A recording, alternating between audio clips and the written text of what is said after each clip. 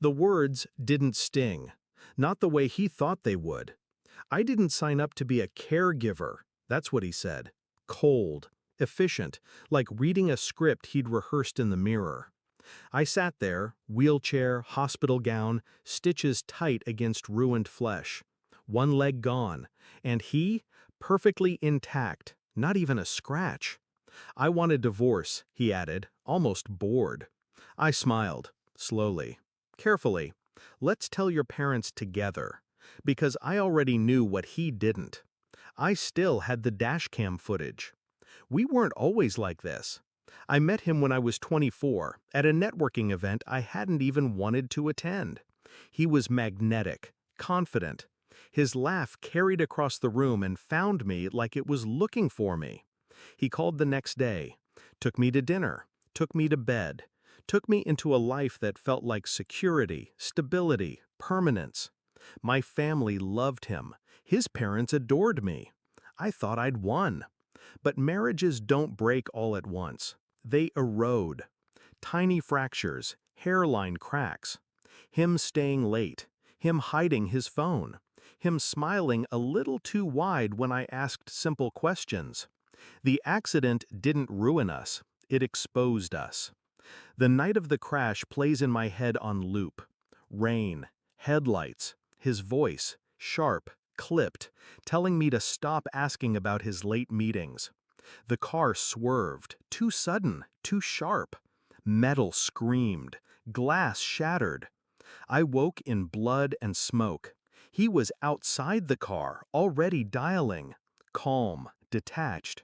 And when I reached for him, he didn't reach back.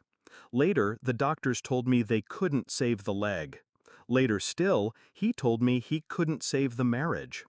What he didn't know was that my dashcam never stopped recording. I watched it in the hospital at 2 a.m., alone in the dark. It caught everything. His hands on the wheel, his deliberate yank, the way he muttered under his breath. That should do it. He didn't know I heard, didn't know the car's mic picked it up. It wasn't an accident, it was strategy. Because disabled wives don't look good on the arm of ambitious men. I didn't cry, I didn't scream. I planned. 3 weeks of silence. I let him think I was weak, helpless, beaten. I signed the papers he brought me, fake ones he thought I wouldn't read. I played the good patient, the discarded wife. And then I sent one email. Subject line, "For your records." Recipient, his father. Attached, the dashcam file. We sat in their living room the next evening. His parents on the sofa, stiff with anticipation. Him beside me, restless, already rehearsing the speech of a man escaping tragedy with dignity. I stayed quiet. Let him start. Mom, Dad, the accident changed everything. She'll need care, and well, I can't. It's not fair to me, it's not fair to her. We've agreed to separate. I watched his mother's eyes widen, his father's jaw tighten. Why don't we show them something first? I said softly. I reached into my bag, pulled out the USB, plugged it into their television, and pressed play. The room went silent. Rain on the windshield, his hands, that muttered line, "That should do it." His mother gasped. His father stood up, fists clenched. My husband's face drained of color. "That's edited," he stammered. But his father's voice cut through him like steel. "Shut up." The fallout was immediate. His parents withdrew their financial backing from his business. His father cut him out of the will. His mother, who once called him her pride, couldn't even look at him. And me? I didn't yell, I didn't gloat. I simply handed them the divorce papers. The real ones. Drafted by my lawyer, favoring me heavily. Alimony secured, assets divided. His reputation finished. He signed. He had no choice. Afterward, he tried to beg, said he didn't mean it, said he panicked. But I knew the truth.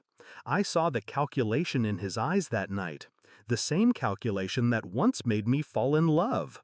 Only now it was turned against me, and he lost. I walk with a prosthetic now. Every step reminds me of the price I paid. But it also reminds me of what I took back: freedom, power, justice. He thought he'd leave me broken. Instead, I left him exposed. People ask me if revenge healed me. It didn't. Healing is different. But revenge gave me something else: control. And when I see him now, alone, diminished, stripped of the empire he built on lies, I don't feel pity. I feel clarity. Because in the end, the leg wasn't the only thing I lost that night. I also lost the illusion that he ever loved me. And once that illusion died, I was unstoppable.